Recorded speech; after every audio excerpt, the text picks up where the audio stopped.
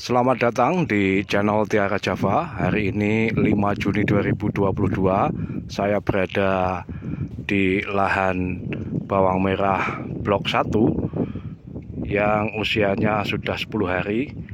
Tapi kondisi gulmanya relatif bersih, sangat bersih. Karena sebelum olahan memang sudah saya spray dengan herbisida sistemik.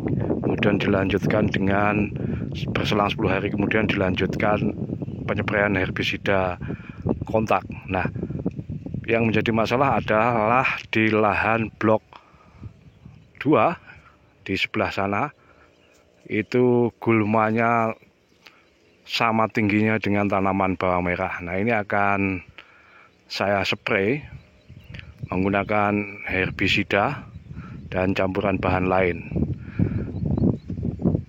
Itu terjadi karena gulmanya tinggi pada umur saat ini 10 hari. Nah, bahan-bahan yang saya pakai adalah pertama itu kita menggunakan kalsium karbonat atau CaCO3 sebanyak kira-kira 8 CaCO3 kalsium karbonat sebanyak sekitar 800 gram atau anggap saja sekilo. Itu takarannya. Kita memakai 800-an gram, kita tuangkan. Ini sekaligus penyebaran pertama. Selanjutnya kita menggunakan bahan H2O2 50 ml. Hati-hati, itu tangan bisa seperti ini. Tadi saya kena sedikit. Dituangkan dalam gelas takar. Itu 50 ml. Hati-hati sekali. Kita tuangkan di sana. Bahan selanjutnya adalah herbisida Gold produced by Corteva AgriScience. Ini harganya 50.000 per 100 ml. Kita memakai 1 sendok makan, bukan itu. 1 sendok makan dituangkan di atas ini, Mas. Wes. Diudek-udek. Kita aduk dan kita aplikasikan nanti langsung ke lahan. Jadi sebelum ini saya tidak melapisi daun dengan kalsium karbonat. Nah, kita akan coba karena rekomendasi saya sebelumnya memakai kalsium karbonat dosis tinggi 3 kilo misalnya. Kita spraykan sebelum aplikasi herbisida. Bagi yang belum ngeh mengenai sifat herbisida Gold, yang mengira ini hanya herbisida pratumbuh, saya tegaskan bahwa herbisida Gold adalah herbisida kontak selektif pratumbuh dan purna tumbuh. Itu artinya kalau selektif itu dia bisa membunuh gulma kecuali tanaman tertentu, antara lain bawang merah. Kalau detailnya Anda bisa baca di kemasan. Karena yang relevan kali ini adalah tentang bawang merah. Kontak, bersifat kontak berarti membunuh jaringan sel dalam daun yang terkena atau terpapar. Bagi yang tidak terpapar ya otomatis tidak mati begitu. Kalau pratumbuh ya memang untuk membekukan biji gulma. Kalau purna tumbuh ya sama dengan kontak begitu. Oke, kita tuangkan ke dalam tangki, Mas. Ini sudah diaduk ya. Ke dalam tangki 20 liter kawan-kawan. Jadi perlu diingat dosis tadi untuk tangki 20 liter bukan 16 liter. Kalau Anda memakai 16 liter berarti goalnya silahkan dikurangi 1 atau 2 mili. Kita tuangkan, Mas. Coba Mas, tes, Mas. Ini untuk peragaan ini, Mas. Nanti kita spraykan.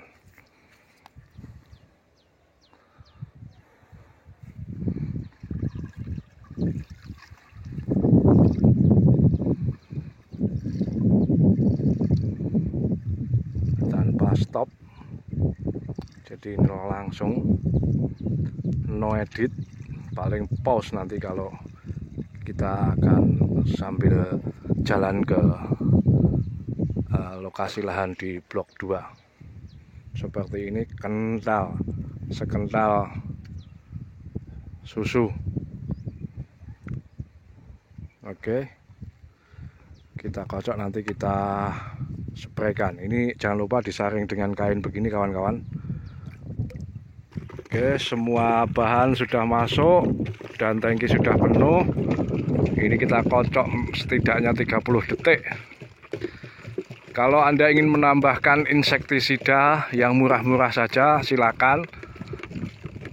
Kalau mahal sayang, karena pasti efikasi atau tingkat keampuhannya akan terkurangi oleh adanya kalsium karbonat.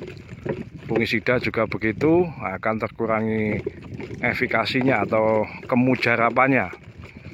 Jadi mending pakai bahan dasar ini saja. Kemudian kita spraykan, kita tes dulu. Dites dulu mas setiknya. Nah, inilah kondisi gulma di lahan blok 1 yang luar biasa banyak kita semprotkan masih bersama Mas Aziz. Sebelah kanan saya aja. Bismillahirrahmanirrahim. Gulma minggat, berambang waras.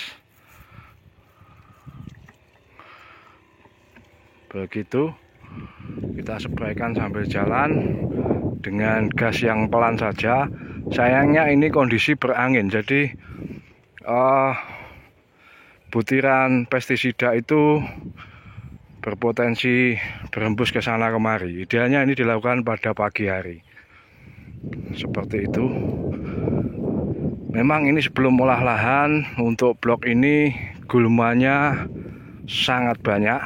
Saya spray herbisida Roundup, tetapi terguyur hujan dalam waktu kurang dari 2 jam sehingga terjadi perkembangbiakan gulma yang luar biasa. Kalau Anda tahu di layar ini jelas atau tidak, tapi yang jelas seperti ini. Wih, banyak sekali kawan-kawan. Itu gulma teki yang tumbuh subur. Kita akan update apakah gulma benar-benar mati atau tidak, tapi pengalaman saya memang benar-benar mati. Hanya saja itu terjadi dalam waktu yang relatif lama, antara 7-10 hari. Kalau Anda tidak sabar dan memang bernyali, silakan ulangi spray lagi dengan dosis dan metode yang sama berselang 2 atau 3 hari setelah aplikasi pertama seperti ini. Demikian kawan-kawan apa yang bisa saya bagikan kali ini. Kalau ada yang kurang jelas, mari diskusi di kolom komentar. Dan kalau Anda ingin juga memeriksa hasil aplikasi herbisida setelah tanaman tumbuh, silakan telusuri video-video saya sebelumnya. Saya ucapkan matur sembah nuwun, salam.